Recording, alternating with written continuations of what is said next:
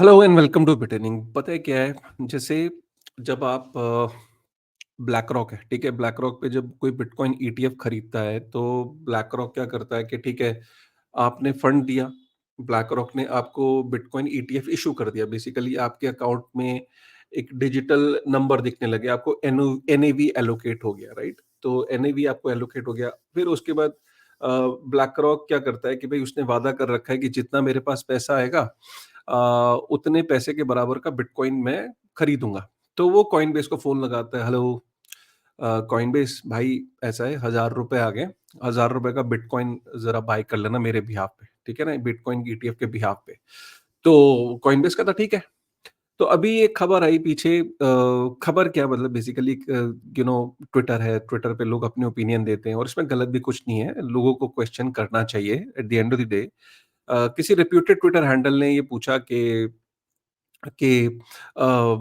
In fact पूछा क्या, उसने अपना एक राय दी, एक तरीके की उसने ओपिनियन दी कि उसको लगता है कि जो कॉइनबेस है, जब ब्लैक रॉक उसको बोल रहा है कॉइनबेस को कि भाई इतना बिटकॉइन जो है तुम खरीद लेना, तो वो क्या कर रहा है कि कॉइनबेस बिटकॉइन खरीद नहीं रहा है, वो आईओयू इशू कर रहा है, बेसिकली एक तरीके का पेपर बिटकॉइन इशू कर रहा है। तो एक तरीके का वो ये समझ लीजिए कि वो कह रहा है कि हाँ मैंने खरीद लिया, और आपके अकाउंट में वो एक डिजिटल नंबर दिखा रहा है। तो व्हाट इफ कि जितना बिटकॉइन ईटीएफ के अंदर पैसा आ रहा है, उतना ऑन चेन नहीं खरीदा जा रहा, बस एक डिजिटल नंबर दिखाया जा रहा है कॉइनबेस के द्वारा। क्योंकि उस ट्विटर हैंडल ने फिर ये बोला कि भाई, अगर कॉइनबेस इतना कॉन्फिडेंट है, तो उसने अपने वॉलेट्स जो है, जहाँ पे वो कस्टडी कर रहा है बिटकॉइन को, ऑन चेन जो प्रूफ ऑफ रिजर्व है, वो क्यों नहीं बता रहा है? जैसे कि बिटवाइज है, जैसे बिटवाइज का भी एक बिटकॉइन ईटीएफ है, वो तो उसने अपने वॉलेट्स जो है वो जग जाहिर किए हुए, पब्लिक डोमेन में किए हुए, लेकिन उसका ये कहना है कि कॉइनबेस कस्टडी जो है, उसने प्रूफ ऑफ रिजर्व आज तक नहीं शो किया। तो कैसा होगा अगर आपको ये पता लगे कि बिटकॉइन ईटीएफ में जितना पैसा आया है, उतना एक्चुअल में बिटकॉइन ऑन चेन एक्चुअल में जो है वो बाय या सेल नहीं हुआ। इनफैक्ट सेल नहीं, बाय का ही ऑप्शन होगा कि बाय नहीं हुआ है, ठीक है? तो होता क्या है कि इस चीज़ का इम्पैक्ट क्या है? देखिए, इस चीज़ का इम्पैक्ट ये है कि अगर हम देखते हैं कि कोई भी एसेट, जैसे कि हम यूएस डॉलर को देखते हैं, अगर यूएस डॉलर को कोई भी अपने पहले गोल्ड स्टैंडर्ड पे होता था, तो उतना ही आप इश्यू कर पाते थे जितना गोल्ड होता था, राइट? और अगर हम गोल्ड के, अगर हम ईटीएफ्स की बात करें या डिजिटल गोल्ड की बात करें या पेपर गोल्ड की बात करें, तो जितना मर्ज़ी है वो प्रिंट कर लो। तो क्लेम यही होता है कि पीछे उतना ही बिटकॉइन गोल्ड होता है, जितना बिटकॉइन ईटीएफ इश्यू होता है, उतने बराबर का गोल्ड होता है। तो ये क्लेम होता है, राइट? अभी इसको किसी ने जाके वहाँ कैलकुलेट तो किया नहीं, किसी ने जाके स्टोर चेक तो किया नहीं। अब जब ब्रायन आर्मस्ट्रांग के पास ये क्वेरी आई, तो पहले तो उसने रिटेलिएट किया। उसने बोला यार ये बिल्कुल गलत है। हम लोग बहुत सीरियस हैं बिज़नेस में और हम लोगों का प्रॉपर ऑडिट होता है। हाँ, हम लोग सिक्योरिटी रीज़न्स की वजह से हमने प्रूफ ऑफ रिज़र्व और हमने वॉलेट्स को पब्लिकली ये नहीं रिलीज़ किया, लेकिन दिस डज़न्ट मीन कि हमारे पास इतना बिटकॉइन हम हर दिन ने एक बिज़नेस डे के अंदर जितना भी बिटकॉइन ईटीएफ में पैसा आता है, एक बिज़नेस डे, एक वर्किंग डे के अंदर हम उतना बिटकॉइन ऑन चेन बाय करते हैं। और उसका कहना है कि हम ऑडिट जो है वो प्रॉपर करते हैं। अब ऑडिट की जहाँ तक बात ये है, देखो, वज़ीर एक्स का भी ऑडिट हुआ, उसने बोला मेरा तो हैक नहीं हुआ, और उसने दुनिया की गूगल की एक ऑडिट फर्म है, तो उससे करवाया, और फिर लिमिनल ने भी अपना एक दुनिया की चौथी सबसे बड़ी जो ऑडिट कंपनी है उससे करा ली, उसने बोला मेरे एंड पे कोई हैक नहीं हुआ है। तो ये ऑडिट रिपोर्ट्स की सैंटिटी तो कुछ नहीं होती, लेकिन यार ऑडिट एक नॉर्म है, कंप्लायंस का एक पार्ट है कि ऑडिट कराना ही पड़ता है।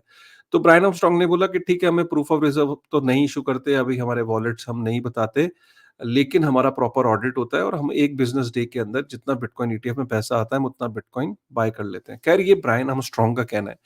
और उसने फिर काफ़ी लोग उसके सपोर्ट में भी आए। उसने बोला कि एक तरफ तो बिटकॉइन ईटीएफ ने बिटकॉइन को कहाँ से कहाँ पहुँचा दिया, इंस्टीट्यूशनल इंटरेस्ट बढ़ गया है, और ऊपर से लोग ऐसे-ऐसे सवाल पूछते हैं। देखो, सवाल गलत नहीं है। सवाल अगला यही तो पूछ रहा है ना कि यार अगर आप बिटकॉइन ईटीएफ बाय कर रहे हो, कॉइनबेस को ये पूछा कि तो भाई उसको ऑन चेन कैसे प्रूव करेंगे? तो उसने ये बोला ऑडिट। ऑडिट एक सेंट्रलाइज़्ड एंटिटीज़ कराती हैं, तो पीछे से वो एक्चुअल में बाय हुआ नहीं हुआ ये पता नहीं लग सकता। अब देखो इसमें मेरा क्या टेक है, पर्सनल टेक, क्या आपको यहाँ डरना चाहिए? क्योंकि देखो कभी भी ना जब ऐसी चीज़ें आती हैं तो सबसे पहले तो क्वेश्चन वैलिड है। जिसने पूछा उसने ट्वीट भी डिलीट कर दिया। टू बी ऑनेस्ट उसको बड़ा काफ़ी सब जगहों से उसको you know he got lot of criticism, काफ़ी रेप्यूटेड ट्विटर हैंडल है। तो ऑब्वियसली उसने वो ट्वीट डिलीट कर दिया। लेकिन क्वेश्चन फिर भी कहीं न कहीं थोड़ा वैलिड ही था। अब इसमें मेन बात पता है क्या है कि सर अगर ऐसा हो गया आप मुझसे पूछ सकते हो तो क्या होगा? देखो मैं आपको बताता हूँ। देखो ब्लैक रॉक जो है ना वो 10 trillion US dollar worth of asset manager है। इतनी बड़ी कंपनी है, उसने कस्टडी कॉइनबेस को दी है। अब आप एक बात को समझो कि ब्लैक रॉक की अर्निंग क्या है? ब्लैक रॉक की अर्निंग है कि ज़्यादा से ज़्यादा लोग जब बिटकॉइन ईटीएफ को बाय करेंगे, उसके अंदर पैसा आएगा और जब ट्रेड करेंगे तो हर ट्रेड पे वो पैसा कमाता है। पैसा कमाता है ना भाई हर ट्रेड पे। तो वो जो पैसा कमाता है जब बाइंग एंड सेलिंग होती है उसको वो तो यार ब्लैक रॉक बड़ा कब होगा? ब्लैक रॉक जब बड़ा होगा जब बिटकॉइन के ईटीएफ के अंदर बहुत अभी बिलियंस में 20 अगर हम देखेंगे तो डेटा बताता है कि 20 billion US dollar worth of पैसा उसके अंदर एंटर कर चुका है ब्लैक रॉक के ईटीएफ में। वो तो ये चाहेगा कि ट्रिलियंस में पैसा इसके अंदर एंटर होगा। ट्रिलियंस में पैसा एंटर होगा तो ऑब्वियसली वो इस चीज़ से ज़्यादा बड़ा हो जाएगा कि यार जब उसकी सोचिए कि कितना ट्रेड होगा तो उसमें हर ट्रेडिंग में वो फीस कमाएगा। कॉइनबेस कॉइनबेस ऐसी छोटी गेम या ऐसी कोई हरकत नहीं करेगा क्योंकि कॉइनबेस ये चाहेगा कि भाई जितनी उसकी कस्टडी बढ़ेगी, उतनी वो फीस चार्ज करेगा क्योंकि कॉइनबेस जो है वो कस्टडी की फीस चार्ज करता है। तो यहाँ पे ये दोनों प्लेयर इतने बड़े और इतने इंपॉर्टेंट प्लेयर हैं, खैर कॉइनबेस का ब्लैकरॉक से तो कोई कंपैरिजन नहीं है बट ऑब्वियसली अपनी इंडस्ट्री में इतनी बड़ी एक्सचेंज है, इतनी बड़ी कस्टडी सॉल्यूशन है, तो ब्लैक रॉक तो ये छोटा प्ले नहीं करेगा, कर ही नहीं सकता क्योंकि की ब्लैक रॉक की अर्निंग जो है ना वो फ्यूचरिस्टिक वे में अगर सोचो ट्रिलियन डॉलर 1-2 ट्रिलियन अगर बिटकॉइन ईटीएफ में एंटर कर गए तो वो देख रहा है कि तब मैं कितना पैसा कमाऊँगा और कॉइनबेस भी तब कितना पैसा कमाएगा। तो वो मुझे ऐसा लगता है कि अभी वो ये इस लेवल पे कि 20 बिलियन यूएस डॉलर के लेवल पे वो ऐसी हरकतें कर रहा होगा, नहीं। पॉसिबिलिटी है कि नहीं? यार पॉसिबल तो सब कुछ होता है, लेकिन अभी इस लेवल पे नहीं। Number 1 number 2 at some point of time जैसे बिटवाइज़ का पब्लिकली एक ईटीएफ है जो कि पब्लिकली उसने एड्रेसेस को बता रखा है और प्रूफ ऑफ रिजर्व भी इश्यू किया हुआ है। Coinbase at some point of time might do it because pressure बढ़ता रहेगा उसके ऊपर एंड ब्लैकरॉक माइट से कि यार कल को ना लोग हो सकता है कि जहाँ ज़्यादा ट्रांसपेरेंसी वहाँ मूव करना शुरू करें, सपोज़ बिटवाइज़ पे, तो ब्लैकरॉक कहेगा कॉइनबेस को कि यार why why don't you provide that ठीक है? इसमें गलत भी क्या है? तो मे बी कॉइनबेस कल को प्रेशर में आके they might also start doing it. So ये इम्पोर्टेंट है। अगर आपके ऐसी न्यूज़ क्या करती है कि थोड़ा डाउट को तो क्रिएट करती है और पूछने वाले का क्वेश्चन भी वैलिड था। बट मेरा ये ओपिनियन है और बहुत लोगों का ये ओपिनियन है कि अभी इस लेवल पे ये सोचना गलत है, बेकार है। अच्छा दूसरी चीज़ ये कि कॉइनबेस की कस्टडी है भई कल को वो हैक हो जाए, कुछ हो जाए तो आई एम श्योर कि ब्लैकरॉक ने कॉइनबेस की जो कस्टडी है वो कहीं न कहीं वो इंश्योरेंस और वो इतनी उन्होंने इस चीज़ को भी कहीं न कहीं फैक्टर इन कर रखा होगा। But at some point of time ये ज़रूर है कि जब entities too big to fall हो जाती हैं सेंट्रलाइज़्ड एंटिटी, तो इश्यूज़ तो क्रिएट होते हैं, काउंटर पार्टी रिस्क तो होता है। क्योंकि जब आप बिटकॉइन ईटीएफ को एज़ अ इंस्ट्रूमेंट जब आप बिटकॉइन को बाय करने जा रहे हो, तो आप एक्चुअल में बिटकॉइन ईटीएफ जो बाय करते हो, तो आपके पास एक्चुअल बिटकॉइन नहीं होता, आपके पास एक पेपर बिटकॉइन होता है, क्लेम होता है बिटकॉइन पे।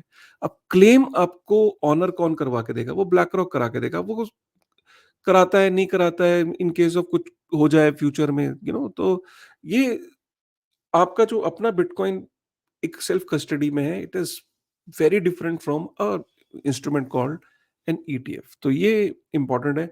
तो आपका क्या टेक है? मतलब आपको लगता है फ्यूचर में this could be a problem या कभी एक फ्यूचर में मे बी आज से 4-5 साल, 8 साल बाद जब ये इतना बड़ा ईटीएफ हो जाएगा, इतना बड़ा फंड हो जाएगा then there could be some issues like और हमने देखा है कि when you become too big to fall, तो इश्यूज़ तभी क्रीप इन होते हैं। What is your take? एक बारी आप कमेंट करके ज़रूर बताइएगा। और न्यूज़ के अंदर चलते हैं। फिलहाल मैं हेडलाइन ज़रूर बताता हूँ ताकि आपको ये रहे कि ये हेडलाइन्स हैं। यहाँ पे और ये भी एक हेडलाइन है, यहाँ पे 20 बिलियन 21 बिलियन यूएस डॉलर के आसपास इसमें आ चुका है। दूसरी न्यूज़ पे चलते हैं कि भई आप देख रहे होंगे कि फेड जो है वो जो बेटिंग मार्केट है, जो पॉली मार्केट है, वहाँ पे ये है कि 52% जो है लोगों का मानना है कि 25 बेसिस पॉइंट से जो है वो डिक्रीज़ होगा, जो रेट कट्स होंगे, और 49% बड़ा सब्सटैंशियल, मतलब नेक इन नेक है कि जो लोग सोच रहे हैं कि 50 बेसिस पॉइंट का भी रेट कट हो सकता है। अब रेट कट पे थोड़ी-सी बात कर लेते हैं। देखो क्या है कि अगर 50 बेसिस पॉइंट रेट कट हुआ तो this could be a negative thing for the market. Why? यहाँ पे मैं एक आपको, ये एक ट्विटर हैंडल है, कोबेएसी, तो यहाँ पे ये ट्विटर हैंडल पे बहुत ही अच्छे से डिस्क्राइब किया है। यहाँ पे ये लिखा है कि जब भी फेड ने 50 बेसिस पॉइंट का जब रेट कट किया है, इतना बड़ा रेट कट किया है, और हिस्ट्री में ये बहुत कम बार हुआ है। तो उसने ये बोला है कि over the last 40 years there have been only 2 times that the Fed started with a 50 basis point cut.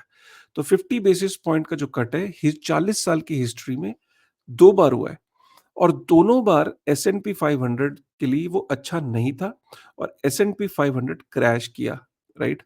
तो कैसे क्रैश किया? उसने बोला कि जब 2 बार हुआ तो एस&पी 500 ने पहली बार 15% डाउन हुआ, और दूसरी बार 22% डाउन हुआ अगले 12 महीने के अंदर।